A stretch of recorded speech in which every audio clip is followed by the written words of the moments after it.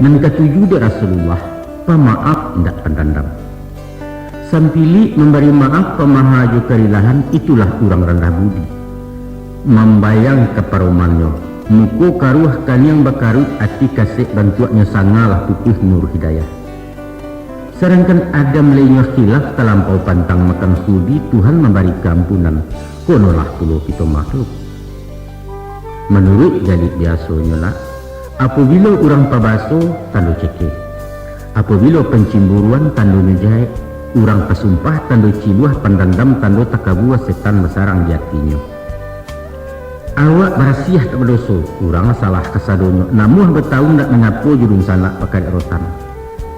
Baparingit Nabi ju hadisnya, dua nan kadinya 20 kadilupakan, nan kadinya salah awak ke orang lain, jasa orang ke diri awak. Dan yang kadilupakan, jasa awak ke orang lain, salah orang ke diri awak. Nyampang songsang tabalik pasang nak cabik-cabik silaturahim cahaya ukhuwah Islamiyah sinan keturun murka Allah.